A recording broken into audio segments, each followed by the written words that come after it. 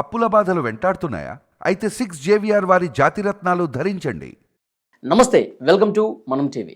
ప్రస్తుతం నాతో పాటు స్టూడియోలో ఉన్నారు ప్రముఖ రాజకీయ విశ్లేషకులు అంకమరావు గారు ఉన్నారు. వారితో మాట్లాడదాం. అంకమరావు గారు నమస్కారం సార్. నమస్తే అమ్మా. అంకమరావు గారు, ఆంధ్రప్రదేశ్ డిప్యూటీ స్పీకర్ రఘురామకృష్ణరాజు గారు ఒక వ్యాఖ్య చేశారు. జగన్మోహన్ రెడ్డి గారు 60 రోజులు గనక శాసనసభ సమావేశాలకు రాకపోతే పులివెందులకు ఎన్నిక తప్పదు. నేను ఒక డిప్యూటీ స్పీకర్గా వాళ్ళు రావాలని కోరుకున్నా, వాళ్ళు రాకపోతే ఉప ఎన్నికలు ఫేస్ చేయాలని ఉంటే మాత్రం రాకుండా ఉండండి అని కామెంట్ చేశారు. నిజంగా ఇప్పటివరకు సమావేశాలు ఎన్ని సెషన్స్ జరిగింది సార్? 60 రోజులు పూర్తి కావాలంటే ఇంకా ఎంతో సమయం లేదనుకుంటా. బహుశా చాలా వాటికి వాళ్ళు డుమ్మా కొట్టారు. నిజంగా ఉప ఎన్నికలు వచ్చే పరిస్థితి ఉంటుందా? ఆ నిబంధనని అప్లై చేసే పరిస్థితి ఉంటుందా? ఏమంటారు? అంటే ఇక్కడ రఘురామకృష్ణరాజు గారు పదే పదే చెప్తా ఉన్నారు.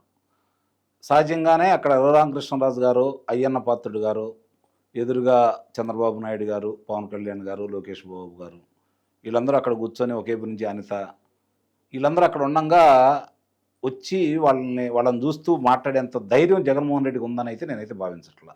ముఖ్యంగా ఎదురుగా కనపడతా ఉంటారు. సహజంగానే జగన్మోహన్ రెడ్డి రాంగలోనే రఘురామకృష్ణరాజు గారు ఎట్టి పరిస్థితిలో ఆ స్థానంలో ఏదో సమయంలో అయితే కూర్చోవాలి కదా. వీళ్ళు ఇప్పటి వరకు చూసుకుంటా ఉంటే మిగిలిన 10 మందిలో కొంతమంది, లేదంటే మొత్తం 10 మంది అనేది మనకి సమాచారం అందుతుందని ప్రకారం వచ్చి సంతకాలు పెట్టి వెళ్ళిన సందర్భాలు కూడా ఉన్నాయి. ఎందుకంటే అక్కడ సంతకాలు పెడితే హాజరైనట్టు లెక్క అనేది ఉందట. ఓకే.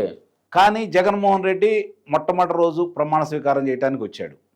ఆ రోజు కనుక మీరు గమనిస్తే ప్రోటోకాల్ ప్రకారం కాకుండా ఆయన అర్హతను తీసి కూడా పక్కన పెట్టేసి ఈ కూటమి ప్రభుత్వం దయాదాక్షిణ్యాలతోటి అతని వాహనం లోనకు వచ్చేసి, మామూలుగా అయితే అంత అవకాశం కూడా లేదు, లోనకు వచ్చేసి చంద్రబాబు నాయుడు గారు వీళ్ళ ప్రమాణ స్వీకారం తర్వాత బతిలాడుకొని ముందు ఆయన ప్రమాణ స్వీకారం చేసి వెళ్ళిపోయాడు.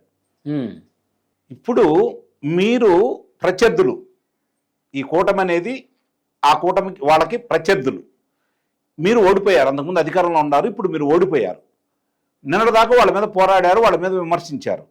అంటే వాళ్ళు ప్రమాణ స్వీకారం చేసేంత సమయం కూడా శాసనసభలో వెచ్చించేంత ధైర్యం లేని పిరికివాడు జగన్మోహన్ రెడ్డి. ఓకే. అందువల్లే బత్తిని ఆడుకొని అసలు వాళ్ళ దగ్గరికి వెళ్ళి నువ్వు చేయి చాపటం ఏంటి? అక్కడే నువ్వు నీ స్థాయి ఏంటో అర్థమైపోతా ఉంది కదా. అంటే అందితే జుట్టు, అందకపోతే ఏందో మనం చూస్తూనే ఉన్నాం. అంటే నువ్వు అధికారంలో ఉంటే కక్ష తీర్చుకోవడానికి ప్రయత్నం చేస్తూ ఉంటావు, అధికారం పోతే నన్ను ఎలా కాపాడతారు, ఎవరు కాపాడతారని చెప్పి తిరుగుతూ ఉంటావు. ఓకే. ఇదే కదా ఇప్పటి వరకు జరుగుతుంది. ఇంతకంటే కొత్తగానో లేకపోతే ఇంకా కొత్తగా ప్రవర్తిస్తాడనో మనం జగన్మోహన్ రెడ్డి గురించి ఆలోచించాల్సిన అవసరం ఉంటుందని అయితే నేను భావించట్లేదు. సరే, ఇక్కడ రఘురామకృష్ణరాజు గారు మాట్లాడిన దాని గురించి మనం కనుక చూసుకుంటా ఉంటే ఆయన ఎప్పుడైనా సరే శాసనసభకు రావాలనే కోరుకుంటాడు. ఈయన్ని కారణం ఏంటంటే వాళ్ళు చేసిన, ఆ ప్రభుత్వం చేసిన తప్పులు వీళ్ళు చెప్పేదానికంటే కూడా జగన్మోహన్ రెడ్డి శాసనసభలో కనుక కూర్చుంటే వీళ్ళు దాన్ని, ఆ ఉదంతాన్ని కనుక బయటికి తీసుకొస్తే వీళ్ళకి తెలియని విషయాలు కూడా జగన్మోహన్ రెడ్డి చెబుతాడు, అతనే చెప్పేస్తాడు. ఎందుకంటే వివేకానంద రెడ్డి గారి హత్యకు సంబంధించి నాకు రెండు కళ్ళు లాంటి వాళ్ళు వీళ్ళు, ఒక కన్ను పొడిచిద్దా, ఇది ఎంతవరకు న్యాయం, నా బాబాయి నా తమ్ముడు అని మాట్లాడిన వ్యక్తి ఇదే జగన్మోహన్ రెడ్డి. రెండోది, సాక్షి పత్రికలో వచ్చినటువంటి ఒక ఆర్టికల్ గురించి మాట్లాడితే అసలు దానికి నాకు సంబంధం ఏంటి, దాంట్లో నిజాలు ఉంటాయని చెప్పి మీరు ఎలా భావిస్తారు, దానికి నాకు సంబంధం లేదు కదా అని మాట్లాడిన వ్యక్తి జగన్మోహన్ రెడ్డి. కాబట్టి రేపు పొద్దున మద్యం కుంభకోణం విషయం బయటకు వస్తుంది, జత్వా అనే విషయం బయటకు వస్తుంది. ఏమంటాడు, నాకేంటి సంబంధం, ఆ రోజు ఉన్న సునీల్కి సంబంధం, పిఎస్ఆర్ ఆంజనేయులకు సంబంధం, వాళ్ళకి సంబంధం, కానీ నాకేం సంబంధం, వాళ్ళు చేస్తే నేను చేసినట్టు అయిద్దా అని చెప్పి నిస్సందేహంగా వాడు చేశారని చెబుతాడు. అదే మద్యం కుంభకోణం ఉందనుకోండి, అసలు విజయసాయిరెడ్డిని అడగకుండా నన్ను ఎందుకు అడుగుతున్నారు మీరు? విజయసాయిరెడ్డి ఏమన్నా ఆ శాఖ మంత్రా, లేకపోతే ఆయన ఆ కార్యాలయంలో కూర్చొని మాట్లాడారా? ఇంట్లో మాట్లాడారు కదా. కాబట్టి సూత్రధారి పాత్రధారి అతనే. ముందు అతని గురించి మాట్లాడుకోండి, నన్ను ఎందుకు మాట్లాడుతున్నారు, నా పేరు ఎందుకు తీసుకొస్తున్నారని చెప్పి మాట్లాడతాడు. ఓకే. ప్రతి దాంట్లో ఆయనకు అవకాశాలు ఉన్నాయి తప్పించుకోవడానికి అవకాశాలు ఉన్నాయి, వీళ్ళని ఇరిగీయటానికి అవకాశాలు కూడా ఉంటాయి. ఓకే.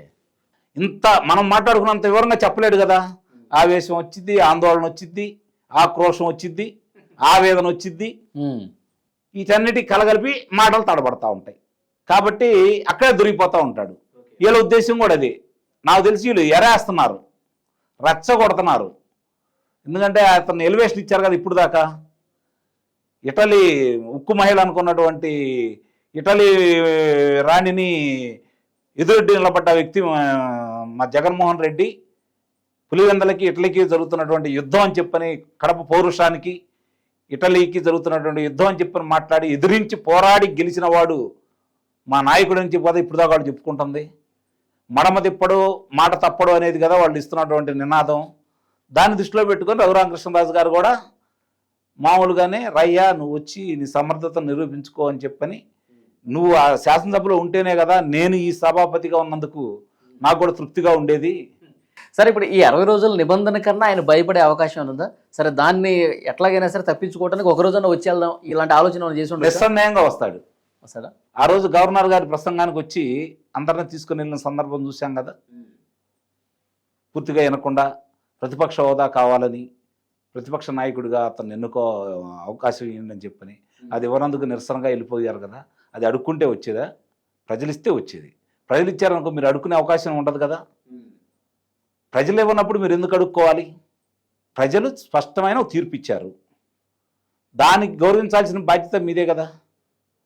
ప్రజల అభిష్టానికి వ్యతిరేకంగా మీరు ప్రవర్తిస్తున్నారంటే ప్రజల్ని ఏమాత్రం గౌరవిస్తున్నారో దాన్ని బట్టి ప్రజలు అర్థం చేసుకుంటారు కదా. అంటే ఇక్కడ ప్రజల్ని గౌరవించడు, రాజ్యాంగాన్ని గౌరవించడు, చట్టాలని గౌరవించడు, వరుసనే జరుగుతూనే ఉన్నాయి.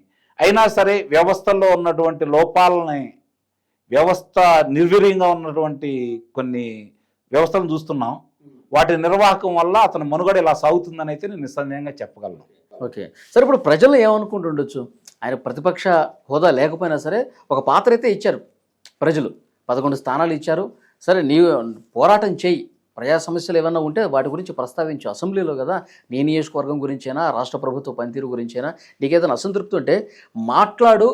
అప్పుడు నీకు ప్రజల్లో నువ్వు బాగా మాట్లాడితే ప్రజలు మంచి పేరు వస్తుంది కదా. అట్లా ఎందుకు ఆయన ఆలోచించట్లేదు? ప్రజలు ఎందుకు అట్లా ఆలోచిస్తారు? ప్రజలు ఏమైనా ఆలోచిస్తారు? నీకు అధికారం ఇచ్చి 5 సంవత్సరాల్లో రాష్ట్ర ప్రయోజనాల గురించి ఏమాత్రం ఆలోచించకుండా రాష్ట్రం ఆర్థికంగా పురోగతి సాధించే అవకాశాలు వచ్చినా కూడా నువ్వు వాటిని కాలదన్నేసి నీ స్వార్థం కోసం, నీ కేసులకు సంబంధించి నీ ఆదాయం గురించి మాత్రమే ఆలోచించేసి రాష్ట్రంలో ఈరోజు ఈ విధంగా తయారు కావడానికి, అప్పుల కుప్పల్లా మారటానికి నీ పరిపాలన కారణం కదా. కాబట్టి మేము ఈ 11 స్థానాల్లో కూడా ఎందుకు ఇచ్చామని చెప్పని ప్రజలు ఆలోచిస్తున్నారు అన్న విషయం అతను కూడా తెలుసు. కాబట్టి ఇంకా అతను ఆ పరిధి దాటి తన కేసులకు సంబంధించో, తన మీద ఉన్నటువంటి నేరాలకు సంబంధించో, తన వ్యక్తుల మీద ఉన్నటువంటి నేరాలకు సంబంధించో వాటిని ఏ విధంగా తప్పించడానికి ప్రయత్నం చేసి దాని గురించి ఎవరి దగ్గరికైనా వెళ్ళటానికి రాయబారం పంపడమో తను వెళ్ళటమో చేస్తాడు తప్ప, నీకు శాసనసభకు వచ్చేసి ప్రజా సమస్యల గురించి ఏం తెలుసని అతనికి. ఈరోజు కూడా తల్లికి వందనం అమలు చేయట్లేదనేది అతను ప్రగాఢమైన నమ్మకం.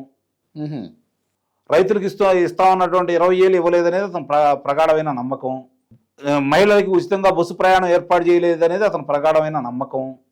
ఏదో ఒక పక్కన సక్సెస్ఫుల్గా జరుగుతున్నా కూడా మరి సంవత్సరానికి 3 సిలిండర్లు ఇస్తా అంటే ఇప్పుడు 2 సిలిండర్లు ఇచ్చారు, దాని గురించే ప్రశ్నిస్తున్నాడు తప్ప ఇంకా ఇవ్వలేదని మాట్లాడుతున్నాడు కదా. అంటే ఇవన్నీ ఒకేపించి జరుగుతున్నా కూడా అతనికి తెలియదా? నిస్సందేహంగా నాకు తెలిసినంత వరకు పేపర్ చదువుతాడని కానీ, టీవీలు చూస్తాడని కానీ నేనైతే భావించట్లా. ఓకే, కూటమి ప్రభుత్వం అన్నా చంద్రబాబు అన్నా అని ఏదో ఒకటి విమర్శ పనిగా పెట్టుకున్నాడు అంతే. ఎందుకంటే 2014 నుంచి 2019 వరకు వాళ్ళు ఏ విధమైనటువంటి దుష్ప్రచారం చేశారో ఈ ప్రభుత్వం మీద వ్యతిరేకత భావం తీసుకురావడం కోసం, ప్రజలను నమ్మించడం కోసం ఆ రోజు సంపూర్ణ మద్యపాన నిషేధం అన్నా, నవరత్నాల గురించి ప్రచారం చేసుకున్నా, ఇవన్నీ కూడా వాళ్ళు చేశారు. దాన్ని ఏ మేరకు అమలు చేశారు ప్రజలు చూశారు. కాబట్టి అతని పరిపాలన ఎలా ఉంటుందో, అంతకుముందు 2019కి ముందు అతను ముఖ్యమంత్రిగా ఎప్పుడు చేయలేదు కాబట్టి ఏదో వాళ్ళ నాయన రాజశేఖర్ రెడ్డి చేసినట్టు నేను చేస్తానని జగన్మోహన్ రెడ్డి చెప్పుకొని ముందుకెళ్ళాడు. కాబట్టి అందుట్లో అప్పుడున్నటువంటి కొంతమంది శాసనసభ్యుల మీద ఉన్నటువంటి వ్యతిరేకత కూడా తోడై ఇతను చెప్పేదంతా నమ్మి, ముఖ్యంగా సంపూర్ణ మద్యపాన నిషేధాన్ని మహిళామతులందరూ పూర్తిగా నమ్మి, ప్రత్యేక హోదా తీసుకొస్తాను కేంద్రం మెడలో ఉంచి అని చెప్పింది యువకులు నమ్మి, రైతులను ఎక్కడికో తీసుకెళ్తాను అన్న ఉద్దేశంతో రైతులు నమ్మి అతనికి ఓట్లు వేయటం కూడా జరిగింది. సిపిఎస్ రద్దు చేస్తాన్నాడు వారంలో వస్తే. అన్ని వర్గాల వాళ్ళు ఆ రోజు కొమ్ము కాశారు కాబట్టి అతను అధికారంలో రావడం కూడా జరిగింది. అధికారంలోకి వచ్చిన తర్వాత ఎన్ని నెరవేర్చలేదు కాబట్టి అతన్ని ఈరోజు ప్రజలు నమ్మే పరిస్థితిలో లేరు. ఓకే. ప్రత్యామ్నాయం రేపు పొద్దున ఈ కూటమి ప్రభుత్వం ఇబ్బందికరంగా ఏదైనా పరిపాలన చేసి ఇళ్ల మీద కూడా అలాంటి అభియోగాలు వచ్చినా తిరిగి జగన్మోహన్ రెడ్డికి ఓటేస్తారనే విషయాన్ని మాత్రం మీరు మర్చిపోండి. అతనికి కూడా తెలుసు. అందుకే 3 శాసన మండలి ఎన్నికలు జరుగుతున్న సందర్భంగా అతను పోటీ చేయలేదు. చేశాడా? చేయలేదు కదా. ప్రభుత్వం మీద వ్యతిరేకత ఉండి పథకాలు ఇవ్వటం లేదు, ప్రజల్లో వ్యతిరేకత బాగా వచ్చిందంటే వాళ్ళకి ఓట్లేస్తారు కదా. అంటే నాకు ఓట్లేరనే నమ్మకంతో అతను ఉండబట్టి అతను ఎన్నికల్లో పోటీ కూడా చేయించలేదు వాళ్ళ మనుషుల చేత. కాబట్టి అతనికి లేదు నమ్మకం మళ్ళీ అధికారంలోకి వస్తామని. ఆ భ్రమలో పెడుతున్నాడు. ఈలోపు తన మీద ఉన్న అభియోగాల నుంచి తప్పించుకోవడం కోసం రాయబారాలు పంపిస్తూ ఉంటే అవి విఫలమవుతూ ఉన్నాయి. రాజకీయాల అవసరాలు ఎలా ఉంటాయంటే భద్రశత్రువులు కూడా చేయగలుగుతారు. కారణం ఏంటంటే ప్రత్యర్థిని ఎదుర్కోవడం కోసం. అంతకుముందు అధికార పార్టీ తప్పులు చేస్తున్నా కొమ్ముగాచిన వాళ్ళు ఓడిపోయిన తర్వాత వాళ్ళతోటి మనకు పని లేదు అనుకుంటే గతంలో వాళ్ళు ఉన్న స్నేహాన్ని కూడా మర్చిపోతారు. ఇది రాజకీయ పార్టీల వాళ్ళ నైజం. కాబట్టి ఈరోజు అతను రక్షించే వాళ్ళు ఎవరూ లేరు కాబట్టి అధికారంలో ఉండగా ఏమనుకున్నారంటే నిజంగా ఇతను ఇంకొక 20 సంవత్సరాలు ఉంటాడేమో, ఏమో ఏ అవసరమైనా రావచ్చు, ఒకవేళ ఇతను కాదన్నా ఇంకోటి వాళ్ళ తరపున ముఖ్యమంత్రి అవుతారు తప్ప ఇతనికి వ్యతిరేకంగా ఎందుకు పోవాలన్న భావనలతోటి రాజకీయ పార్టీలు ఉంటాయి. కానీ ఈరోజు స్పష్టంగా వాళ్ళకు ఒక అర్థం ఏర్పడింది. ఏంటంటే 11 స్థానాలకి రాష్ట్ర ప్రజలు పరిమితం చేశారంటే 151 స్థానాల నుంచి ప్రజలు ఇతని మీద ఎంత వ్యతిరేకత ఉన్నారో వాళ్ళకి అర్థమైంది. కాబట్టి ఈరోజు అతను సహాయం చేయడానికి ఎవరు ముందుకు వచ్చినా వాళ్ళు కూడా ఊబిలో మునిగిపోతారనే నిర్ణయానికి వాళ్ళు వచ్చారు. కాబట్టి వాళ్ళందరూ దూరంగా పెడుతున్నారు. కాబట్టి ఇతను ఈ విధంగా మాట్లాడుతున్నాడని మనం భావించాలి. Thank you very much sir.